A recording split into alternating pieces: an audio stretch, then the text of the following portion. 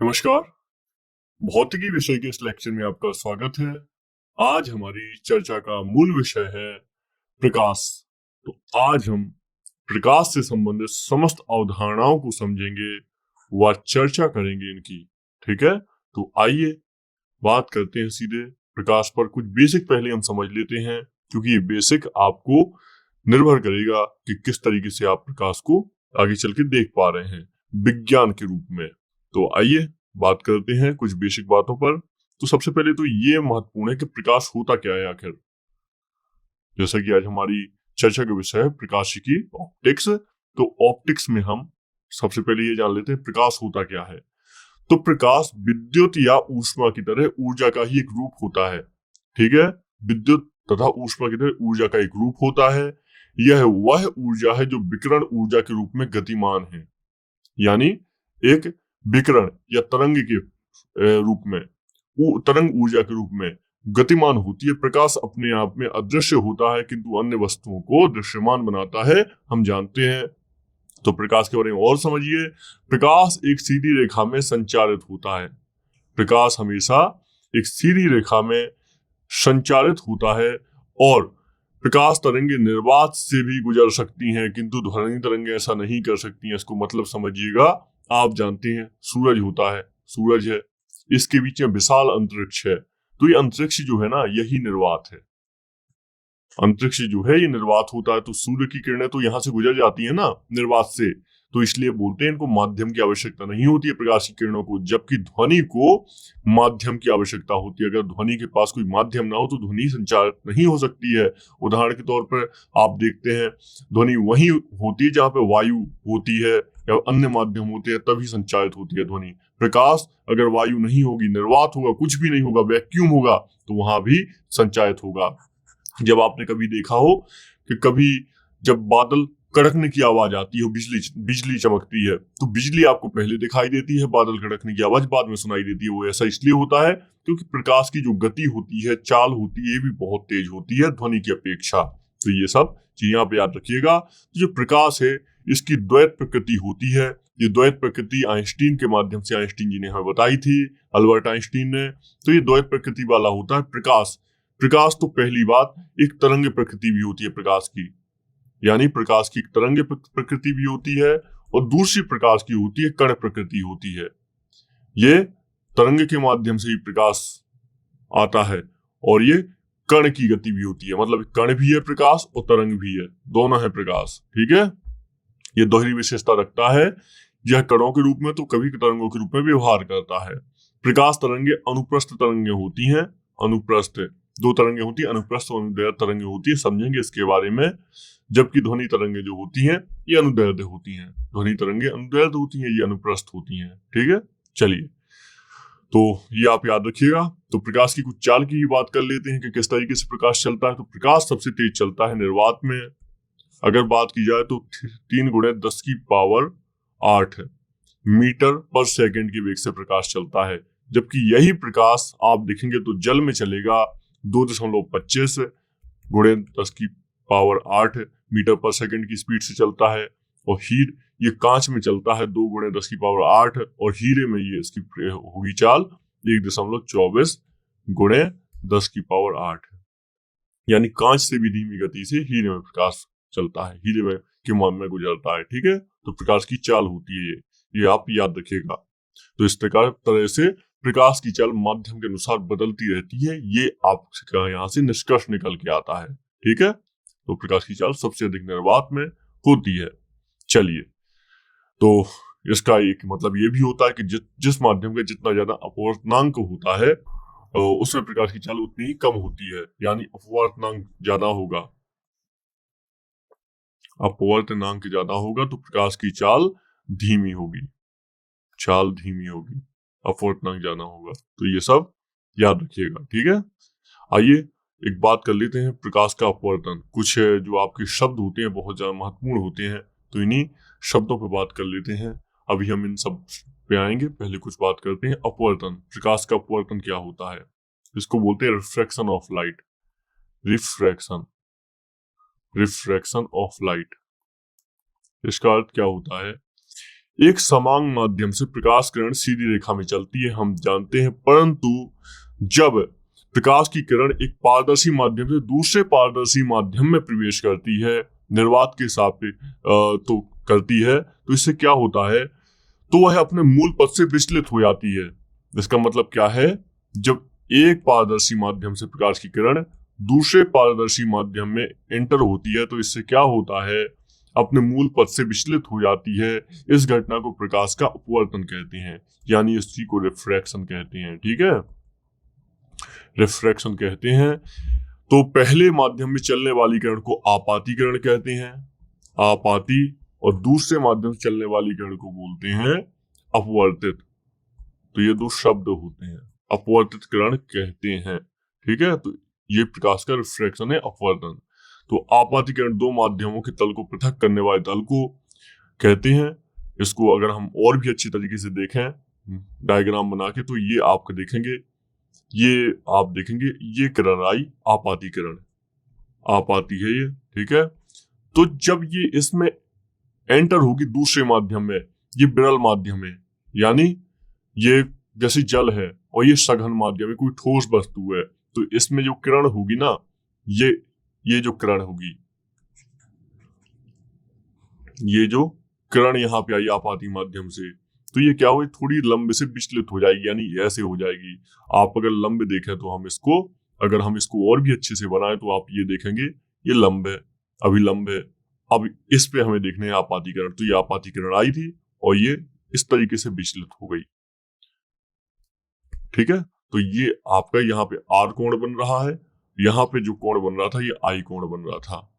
तो ये विरल माध्यम है, ये सघन माध्यम है। तो इस तरीके से आप देखेंगे जो किरण होती है विचलित हो जाती है, और जो कोण बनता है इसको अपवर्तन कोण बोलते हैं। ठीक है, अगर हम इसका उल्टा भी देखें कि ये सघन माध्यम से विरल माध्यम में आती है, तो आप देखेंगे ये सघन माध्यम में प्रकाश की किरण आई, ये सघन माध्यम में प्रकाश की किरण एंटर हुई और यहां से ये विचलित हो जाएगी। तो इस तरीके से सघन विरल हो गया। ये सब आप याद रखिएगा, महत्वपूर्ण होगा। इसके कुछ अगर अनुप्रयोग की बात कर लें तो क्या हो जाएंगे, तो अपवर्तन की कुछ घटनाओं के अनुप्रयोग अगर हम देखें, तो जल में डूबी हुई छड़ को अगर आप बाहर से देखते हैं, जल है और इसमें डूबी हुई एक छड़ को आप देखते हैं बाहर से, तो इससे क्या लगता है, छोटी और सतह पर मुड़ी हुई प्रतीत होती है। कभी देखा होगा आपने। इस तरीके दूसरा अनुप्रयोग भी है, पानी से भरे बर्तन में पड़ा एक सिक्का अपने यथार्थ स्थान से उठा हुआ प्रतीक होता है। आप देखेंगे कभी सिक्के को तो आपको ऐसा लगेगा ये सिक्का इस स्थान से थोड़ा उठा हुआ है, ये कुछ ऊपर है, जबकि आप उसमें हाथ डाल के सिक्का निकालेंगे तो सिक्का काफी नीचे प्रतीत होगा। तारों का टिमटिमाना, तारे आपको टिमटिमाते हुए दिखते हैं तारे, तो ये तारे का टिमटिमाना जो है ये भी अपवर्तन के कारण होता है। टिमटिमाना,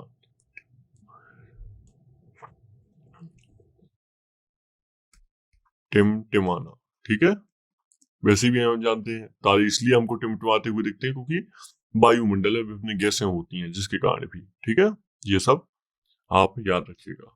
तो इसलिए हमें आसमान जो है दिन में कुछ और कलर का दिखाई देता है, शाम को कुछ और दिखाई देता है वायुमंडल के कारण। हालांकि ये तारे का टिमटिमाना अपवर्तन का उदाहरण है। चलिए आगे बढ़ते हैं। तो प्रिज्म के माध्यम से भी अपवर्तन देखा जा सकता है, और भी इसके अंदर कुछ होते हैं। कुछ और शब्दों पर बात कर लेते हैं। पहला ये सही शब्द है वर्ण विक्षेपण। वर्ण विक्षेपण क्या होता है? वर्ण विक्षेपण, तो हम जानते हैं सूर्य का जो प्रकाश होता है ये 7 विभिन्न रंगों का मिश्रित प्रकाश है। जो सूर्य का प्रकाश होता है, अगर आप देखेंगे ये श्वेत प्रकाश है, ये पिरामिड है, ये श्वेत प्रकाश है, और ये प्रकाश अपने आप में 7 रंगों का मिक्स होता है। तो ये 7 रंग कौन कौन से हैं? तो सूर्य का प्रकाश 7 रंगों का मिक्सचर होता है। ये 7 रंग होते हैं बेजानी हापी नाला, इसके लिए ट्रिक होती है बेजानी हापी नाला। बे से हो जाएगा बैगनी, बैगनी, जा से हो जाएगा जामुनी, बेजानी, नी से हो जाएगा नीला, हा हरी हरा, पी ना नारंगी, और लाल नाला लाल। तो इस तरीके से ये 7 रंगों का मिक्सचर होता है जो सूर्य का श्वेत प्रकाश होता है। तो जब यह श्वेत प्रकाश किसी प्रिज्म से होकर गुजरता है तो यह अपवर्तन के पश्चात प्रिज्म के आधार की ओर झुकने के साथ साथ यानी नीचे की तरफ ये झुक जाता है। इस तरीके से आप देखेंगे सूर्य का श्वेत प्रकाश पड़ने के बाद तो ये अपने तल से थोड़ा झुक जाता है। इस तरीके से ये ऊपर रेखाएं नहीं बनेंगी, सब नीचे बनेंगी। तो इस तरीके से आप देखेंगे गुजरता है तो ये अपवर्तन के पश्चात प्रिज्म के आधार की ओर झुकने के साथ ये प्रकाश के अवयवी वर्णों में विभाजित हो जाता है कई सारे कलर में, 7 कलर में विभाजित हो जाता है। इस प्रक्रिया को प्रकाश का वर्ण विक्षेपण कहते हैं। ये याद रखिएगा, ये शब्द एग्जाम में प्रश्न बनते हैं यहाँ से। तो प्रिज्म से निकलते समय हर प्रकाश का किरण का मार्ग अलग होता है और इस प्रकार के पृथक और स्पष्ट दिखाई देती हैं। सूर्य के प्रकाश में प्राप्त रंगों को बैगनी रंग की आधार की ओर सबसे नीचे व लाल रंग सबसे ऊपर प्राप्त होता है। तो ये सबसे ऊपर कौन सा प्राप्त होगा, ये याद रखिएगा, जिस लाल सबसे ऊपर प्राप्त होगा वो बैगनी सबसे नीचे प्राप्त होगा, बैगनी। ठीक है, तो ये बैगनी रंग सबसे नीचे प्रकाश होता है। क्यों? क्योंकि कांच में बैगनी प्रकाश का वेग सबसे कम और लाल प्रकाश का वेग सबसे अधिक होता है। इस कारण बैगनी प्रकाश के लिए कांच का अपवर्तनांक सर्वाधिक और लाल प्रकाश के लिए सबसे कम होता है। इसमें आपको एक चीज याद रखने की आवश्यकता है जो आपके लिए हमेशा प्रश्न बनते हैं। जो बैगनी रंग है इसकी तरंगदैर्ध्य सबसे कम होती है, सबसे कम, और लाल रंग की तरंगदैर्ध्य सबसे अधिक होती है। तरंगदैर्ध्य सबसे कम और आवृत्ति सबसे अधिक होती है। इसकी तरंगदैर्ध्य सबसे कम और आवृत्ति सबसे अधिक होती है, जबकि लाल रंग की जो तरंगदैर्ध्य है ये सबसे अधिक होती है, सबसे अधिक तरंगदैर्ध्य, और जो आवृत्ति होती है ये सबसे कम होती है, आवृत्ति। ठीक है, सबसे कम होती है। उदाहरण के तौर पे अगर हम बात करें, जैसे ये बैगनी प्रकाश है, लाल प्रकाश है, तो इसकी जो तरंगदैर्ध्य होती है ये सबसे अधिक होती है, जबकि बैगनी रंग की आप तरंगदैर्ध्य देखेंगे तो ये हो जाएगी इस तरीके से, बहुत छोटी छोटी हो जाएगी। तो इस तरीके से ये तरंगदैर्ध्य होता है। तो ये आप याद रखिएगा, आगे चल के हम इसको और अच्छे से पढ़ेंगे, तरंगदैर्ध्य तो आवृत्ति क्या होता है। ठीक है, तो ये सब आप याद रखेंगे। आइए कुछ आगे बात करते हैं। बैगनी रंग का तरंगदैर्ध्य सबसे कम, आवृत्ति सबसे अधिक, जबकि लाल रंग की तरंगदैर्ध्य सबसे अधिक, आवृत्ति न्यूनतम होती है। ये 2 फैक्ट जरूर याद रखिएगा। 2 फैक्ट बहुत महत्वपूर्ण प्रश्न बनते हैं यहाँ से। चलिए, एक घटना होती है पूर्ण आंतरिक परावर्तन। पूर्ण आंतरिक परावर्तन क्या होता है? पूर्ण आंतरिक परावर्तन क्या होता है? तो पूर्ण आंतरिक परावर्तन का मतलब होता है आप देखेंगे जब कोई किरण कहीं प्रवेश करती है और सीधे 90 डिग्री का पूरा 90 डिग्री ये झुक जाए अभिलंब से, तो इसको पूर्ण आंतरिक परावर्तन कहते हैं। जैसे कि ये अभिलंब है, तो ये किरण गई ये, और ये इसके बाद ये सीधा पूरा का पूरा 90 डिग्री झुक जाती है, तो इसको बोलते हैं पूर्ण आंतरिक परावर्तन। चलिए इस पर बात करते हैं, आगे कुछ और बात करते हैं। बहुत महत्वपूर्ण घटना है। तो जब कोई प्रकाश किरण सघन माध्यम से विरल माध्यम में जाती है तो एक विशेष आपतन कोण के लिए अपवर्तन कोण का मान 90 डिग्री हो जाता है। इस आपतन कोण को क्रांतिक कोण कहते हैं, क्रांतिक कोण कहते हैं इसे। ठीक है, ये प्रकाश की प्रकृति और रंग पर निर्भर करता है। ठीक है, तो ये याद रखिएगा। लेकिन जब सघन माध्यम से आपात कोण का मान क्रांतिक कोण से थोड़ा सा ही बढ़ाया जाता है तो संपूर्ण आपतित प्रकाश किरण आपतित न होकर परावर्तन के नियम के अनुसार परावर्तित होकर सघन माध्यम में ही वापस लौट जाती है। इस घटना को प्रकाश का पूर्ण परावर्तन कहते हैं। ठीक है, इसको कैसे समझेंगे हम? इसको पूर्ण परावर्तन क्रांतिक कोण के माध्यम समझा था, अभी हम इसको और अच्छे समझते हैं। एक्चुअल ये आप देखिए, ये XY हो जाएंगे, अभिलंब हो जाएगा, अभिलंब। तब क्या होगा, ये आपका प्रकाश किरण आई। ठीक है, ये प्रकाश किरण अपने आप में 2 भागों में बढ़ गई। इसके बाद इसके कोण के कारण, ये जो C यहाँ पे कोण बन रहा है, इसके कारण इसका पूर्ण आंतरिक परावर्तन हो जाएगा। ठीक है, कैसे? जब सघन माध्यम से आपात कोण का मान क्रांतिक कोण से थोड़ा सा ही बढ़ाया जाता है, क्रांतिक कोण से थोड़ा सा बढ़ाएंगे तो संपूर्ण आपतित प्रकाश किरण, इस जो आपतित किरण है ये अपवर्तित ना होकर परावर्तन के नियम के अनुसार परावर्तन होकर सघन माध्यम में ही वापस लौट जाएगी। ये देखिए सघन माध्यम था, ये सघन माध्यम है, ये विरल माध्यम है। जो सघन माध्यम में वापस लौट जाएगी तो इसको पूर्ण आंतरिक परावर्तन कहते हैं। बहुत महत्वपूर्ण घटना है। इसमें क्या होता है, पूर्ण आंतरिक परावर्तन का उपयोगी प्रयोग प्रकाशीय रेशों ऑप्टिकल फाइबर आपने केबल का नाम सुना होगा, ऑप्टिकल फाइबर। तो ये ऑप्टिकल फाइबर केबल में इसका उपयोग होता है। आपको पता है हीरा भी चमकता है इतना तेज, तो क्यों चमकता है, इसका कारण भी है ऑप्टिकल फाइबर। ऑप्टिकल फाइबर का उपयोग होता है, आप देखते हैं कुछ डेटा भेजने में ऑप्टिकल का फाइबर का प्रयोग होता है इंटरनेट में, आपने इसका सुना ही होगा इसका नाम। ठीक है, परावर्तन देख लेते हैं। प्रकाश जब किसी वस्तु पर पड़ता है तो वह अवशोषित होकर संचारित या परावर्तित हो सकता है।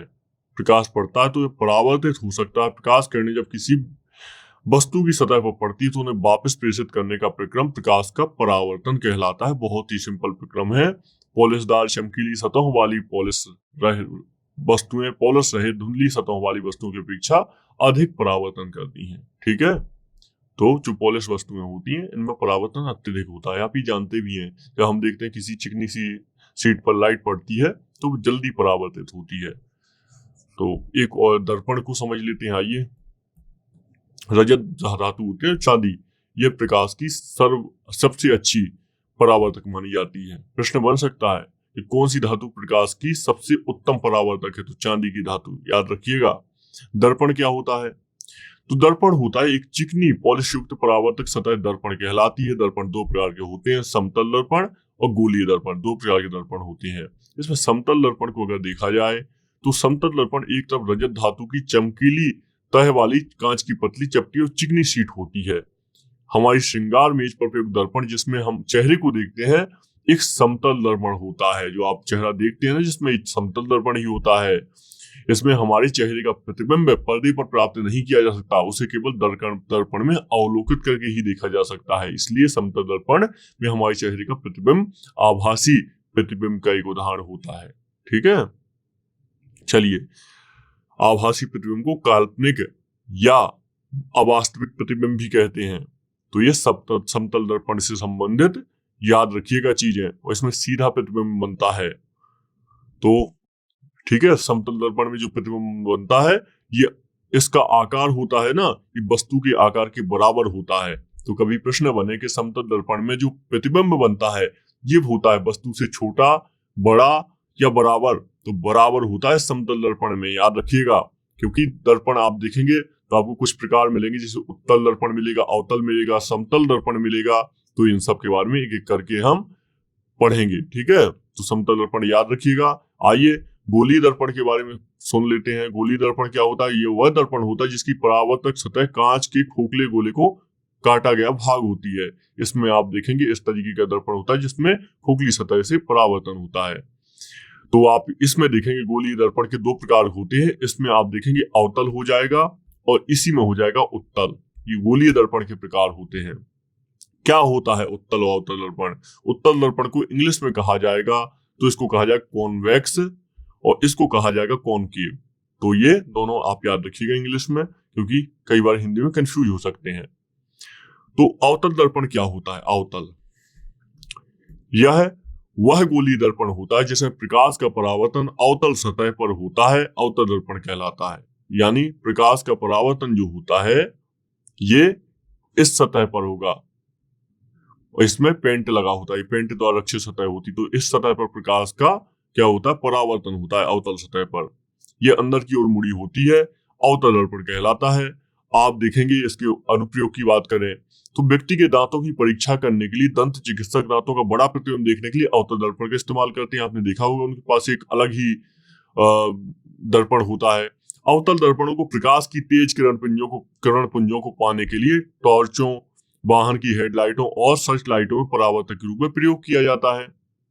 इसके अलावा आप देखेंगे अवतल दर्पण का प्रयोग जो हजामत होते हैं, बार्बर होते हैं, बार्बर लोग दाढ़ी बनाने के काम में प्रयोग करते हैं, क्योंकि उनको स्पष्ट दिखाई देता है और जो प्रतिबिंब बनता है ये थोड़ा बड़ा प्रतिबिंब बनता है।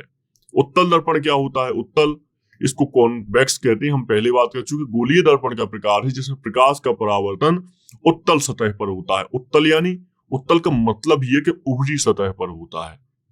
आप देखेंगे ये है दर्पण, तो इसमें इस तरह पेंट कर दिया जाएगा, ये पेंट है, ये इसमें इस तरफ पेंट था, ये इसमें अंदर की तरफ पेंट कर दिया जाएगा और ये वाली सतह हो जाएगी, इससे प्रकाश का परावर्तन होगा। तो कुल मिला के आप क्या समझे, उत्तल दर्पण कैसे होते हैं, उत्तल दर्पण ऐसे होते हैं,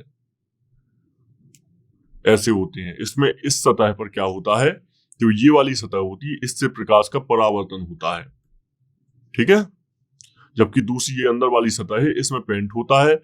जो उत्तल दर्पण होते हैं इसमें इस तरह की ये होता है, इसमें बाहर की सतह पर प्रकाश का परावर्तन होता है। ये दोनों बस थोड़ा सा याद रखेंगे तो आपको आसानी हो जाएगी, ठीक है।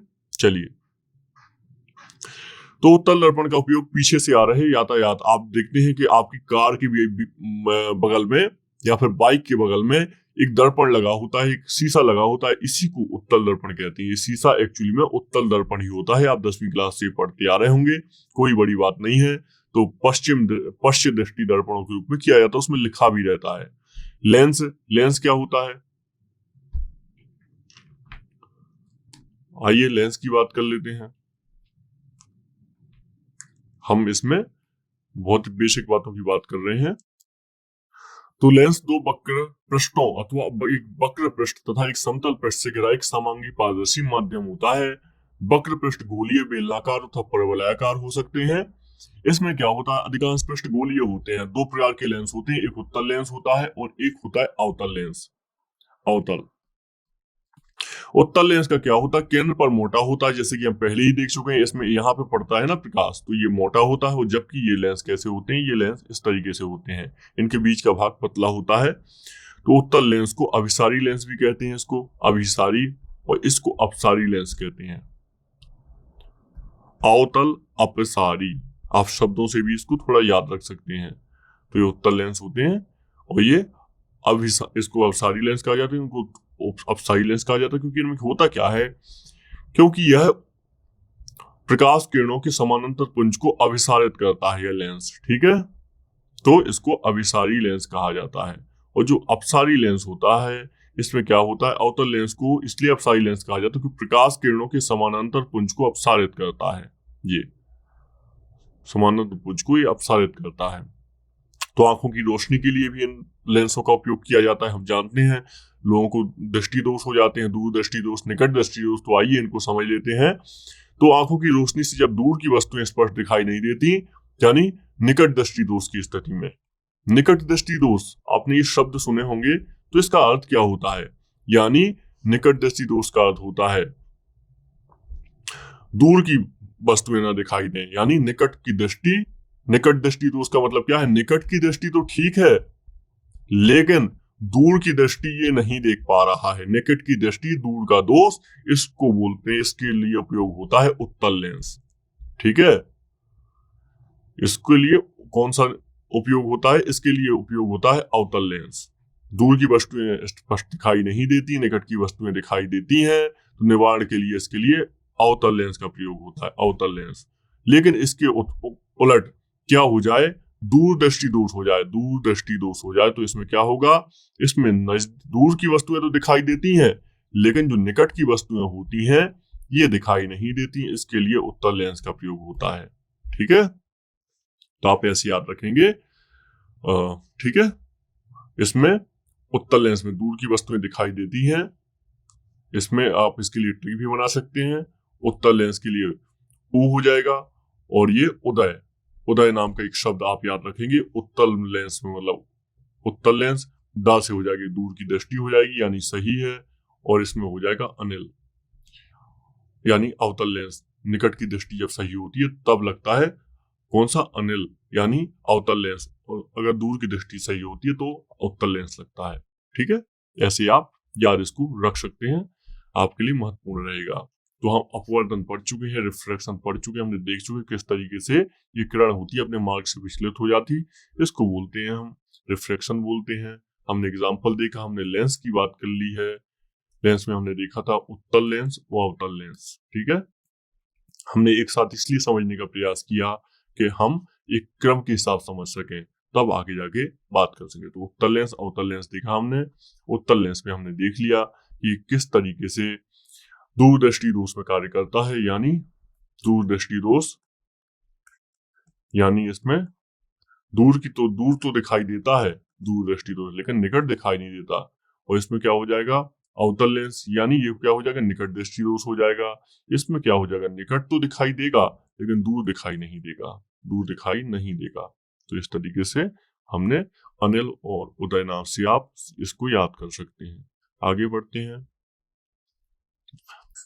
Wave optics, also known wave theory, light of physical optics, branch of optics, behavior of light as wave phenomenon। तो हमने देखा था किस तरीके से जो किरण की प्रकृति है, इससे हमने चीजें अभी समझी थी हमने शुरुआत में, और इसके बारे में हमने इसमें प्रिज्म की भी बात की थी कि किस तरीके से प्रिज्म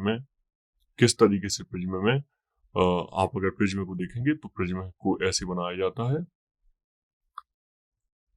तो इसमें से किस तरीके से लाइट पड़ी थी, इसके बाद लगातार 7 रंग निकले थे, इनके बारे में हमने बात की थी। ठीक है, तो ये सब आप याद रखेंगे। चलिए आगे बात करते हैं। रिफ्लेक्शन की हमने बात की थी। रिफ्लेक्शन का मतलब होता है परावर्तन, प्रकाश का परावर्तन ही रिफ्लेक्शन होता है। इसके हमने एग्जाम्पल भी देखे थे कि किस तरीके से जो प्रकाश की किरण है मुड़ जाती है, लेकिन जब ये किरण आपकी क्रांतिक कोण से भी आगे मुड़ जाएगी तो ये पूर्णांतरिक प्रकाश परावर्तन में काउंट हो जाएगी, आ जाएगी। ठीक है, तो ये हमने देख लिए थे सारी चीजें। रिफ्लेक्शन को हमने समझा, रिफ्लेक्शन को समझा। तो आइए अब एक और टॉपिक पर बात कर लेते हैं हम, वेव्स एंड ऑस्किलेशन। तो आइए तरंग गति पर बात कर लेते हैं, तरंग से संबंधित कुछ चीजों पर बात कर लेते हैं। तो कुछ हम बेसिक अवधारणाओं की बात करें तो तरंग का अर्थ क्या होता है, सबसे पहले तो ये जान लेते हैं। जो यहाँ पे लिखा है, वेव्स लिखा है, आप देख रहे हैं। तो तरंग होता है किसी माध्यम में उत्पन्न ये विक्षोभ होता है। जब किसी भी माध्यम में विक्षोभ होता है तो उद्गम बिंदु से माध्यम के कणों के वास्तविक स्थानांतरण के बिना सभी दिशाओं में ये संचारित होता है विक्षोभ। तो इस तरीके से तरंग को क्या कहा जाता है, किसी माध्यम में उत्पन्न ये एक तरीके का विक्षोभ होता है जिसको तरंग बोलते हैं। उदाहरण के तौर पे अगर शांत महासागर है, इसमें थोड़ा सा भी कुछ विक्षोभ होगा या कुछ भी परिवर्तन आएगा, कुछ भी बल लगे, कुछ थ्रस्ट आएगा, तो इससे क्या होगा, एक शांत महासागर में एक गति उत्पन्न होती है, इसी को हम तरंग कहते हैं। तरंग धीरे धीरे बढ़ेगी, तो इस तरीके से इसी को तरंग बोल देंगे हम। ठीक है, चलिए आगे बात करते हैं। इनको 2 भागों में मुख्यतः बांटा जाता है। ये होती है यांत्रिक तरंगें होती हैं, और दूसरा होता है विद्युत चुंबकीय तरंगें। विद्युत चुंबकीय हम पहले देख चुके हैं, यांत्रिक तरंगें भी थोड़ी सी पढ़ चुके हैं। आइए थोड़ी और जान लेते हैं। यांत्रिक तरंग किसी भौतिक माध्यम में उत्पन्न वह विक्षोभ होता है, पहले याद रखिएगा, भौतिक माध्यम में विक्षोभ होता है जो बिना अपना स्वरूप बदले माध्यम में एक निश्चित चाल से आगे बढ़ता है। यानी भौतिक माध्यम में बिना अपना रूप बदले एक चाल से आगे बढ़ता है, इसको बोलते हैं यांत्रिक तरंगे। यांत्रिक तरंगे किसी भौतिक माध्यम में ही संचरित होती हैं, और याद रखिएगा यांत्रिक तरंगों द्वारा केवल ऊर्जा तथा संवेग का संचरण होता है, द्रव्य का नहीं। इसमें क्या होगा, ऊर्जा एवं संवेग का संचरण होगा, यानी संवेग ही आगे बढ़ेगा, इसमें ऊर्जा का रोल नहीं होगा, ये आप याद रखेंगे। जैसे उदाहरण के तौर पर बात करें, जल की तरंगे, जल तरंगे, ध्वनि तरंगे, स्प्रिंग की तरंगे, ये सभी यांत्रिक तरंगों के उदाहरण हैं, ये याद रखेंगे। इनके प्रकार अगर बात कर लें, प्रकार क्या हो जाएंगे यांत्रिक तरंगे के, तो इसके प्रकार हो जाएंगे, जब किसी माध्यम में कोई तरंग संचरित होती है तो माध्यम के कण कंपन करने लगते हैं। तो माध्यम का कंपन करने लगते, कणों की कंपन की दिशा के अनुसार यांत्रिक तरंग 2 प्रकार की होती हैं। इसमें एक हो जाएगी अनुप्रस्थ और एक हो जाएगी अनुदैर्ध्य। अनुदैर्ध्य, तो अनुप्रस्थ और अनुदैर्ध्य 2 प्रकार की तरंगें होती हैं, ये याद रखिएगा आप। अनुप्रस्थ तरंगें क्या होती हैं, सबसे पहले ये जान लेते हैं। तो किसी माध्यम में यांत्रिक तरंगे के संचरित होने पर माध्यम के कण तरंग के चलने की दिशा में लंबवत कंपन करें। यानी ये कोई माध्यम है, इसमें क्या होता है, यांत्रिक तरंग के संचरित होने के माध्यम कण तरंग की चलने की दिशा के लंबवत कंपन करें, इस तरीके से कंपन करें, तो क्या बोलते हैं, ऐसी तरंगों को अनुप्रस्थ तरंगें बोलते हैं। उदाहरण के तौर पर बात करें, तनी हुई डोरी या रस्सी में कंपन होता है, ये अनुप्रस्थ तरंग का उदाहरण होता है। पानी की सतह पर उत्पन्न तरंगों की तरंगें भी अनुप्रस्थ होती हैं। गैसों में अनुप्रस्थ तरंगें उत्पन्न नहीं की जा सकती हैं, याद रखिएगा। और इसके अलावा अनुप्रस्थ तरंगें विद्युत चुम्बकीय भी हो सकती हैं, जैसी प्रकाश तरंगें। तो प्रकाश तरंगें भी अनुप्रस्थ तरंगें, हमने पहले बात कर ली थी। और इसके अनुदैर्ध्य तरंगों को क्या कहते हैं, उसको कहते हैं, अनुदैर्ध्य तरंगों को संग और अनुदैर्ध्य तरंगों को कहते थे ध्वनि तरंगे। तो आइए अनुप्रस्थ तरंगों की माध्य स्थिति को एक बार देख लेते हैं, इसमें किस तरीके से विस्थापन करती हैं। तो ये इस तरीके से विस्थापन करती हैं, ये संग और गर्त के रूप में विस्थापन करती हैं। तो ये संग ऊपर की ओर होता है और गर्त नीचे की ओर होता है। तो इस तरीके से ये तरंगें लगातार दूरी तय करती हैं और निर्धारित होती हैं। अनुदैर्ध्य तरंगें क्या होती हैं, आइए अनुदैर्ध्य को देख लेते हैं। अनुदैर्ध्य, तो अनुदैर्ध्य तरंगें इनको लॉन्गिट्यूडनल वेव्स भी बोलते हैं, जबकि जो अनुप्रस्थ तरंगें थी इनको ट्रांसवर्स बोला जाता था। क्या बोला जाता था इनको? ट्रांसवर्स। ये नाम याद रखना आपके लिए जरूरी है क्योंकि कई बार यही नाम से पूछ लेते हैं। तो अनुदैर्ध्य तरंगें होती हैं लॉन्गिट्यूडनल वेव्स होती हैं, लॉन्गिट्यूडनल। और इसमें क्या होता है, किसी माध्यम में यांत्रिक तरंग के संचित होने पर यदि माध्यमिक कण तरंग की संचरण की दिशा के समांतर कंपन करते हैं तो इसको क्या बोलते हैं? अनुदैर्ध्य तरंगें बोलते हैं। उदाहरण के तौर पर किसी स्प्रिंग को अगर हम खींच देते हैं, उसको छोड़ देते हैं, तो उसमें अनुदैर्ध्य तरंगें उपस्थित होती हैं। या आप इसको ऐसे देख सकते हैं, आप ऐसे देख सकते हैं इस तरीके से, ये संपीड़न और विरलन के रूप में होती है। संपीड़न और ये हो जाएगा विरलन। तो इस तरीके से ये तरंगें आगे चल के कार्य करती हैं, आगे बढ़ती हैं। ठीक है, तो ये आप याद रखिएगा सारी चीजें। चलिए, सिंपल हार्मोनिक मोशन क्या हो जाएगा? सिंपल हार्मोनिक मोशन की अगर हम चर्चा करें तो ये भी इसी से जुड़ा हुआ विक्रम है। इसको सरल आवर्त गति भी बोला जाता है, सरल आवर्त गति। तो भौतिक में सरल आवर्त गति उस गति को कहते हैं जिसमें किसी वस्तु जिस बल के अंतर्गत गति करती है उसकी दिशा सदा विस्थापन के विपरीत या परिमाण एवं परिमाण विस्थापन के समानुपाती होता है। उदाहरण के तौर पर अगर बात करें तो स्प्रिंग से लटके द्रव्यमान की गति, स्प्रिंग से कोई द्रव्यमान लटका हुआ है तो उसकी गति किसी सरल लोलक की गति हो जाएगी। घर्षण रहित क्षैतिज तल पर किसी स्प्रिंग से बंधे द्रव्यमान आदि की गति ये हो जाएगी, इसकी विशेषताएं उदाहरण हो जाएंगे। ठीक है, तो ये सब आप याद रखिएगा। इसके महत्व की अगर हम बात करें तो इसमें हम देखते हैं विद्युत की गतियां को ये निर्धारित करता है, विद्युत की गतियों में सहायक होता है और सहायता प्रदान करता है उसको। ठीक है, तो ये सब आप याद रखिएगा।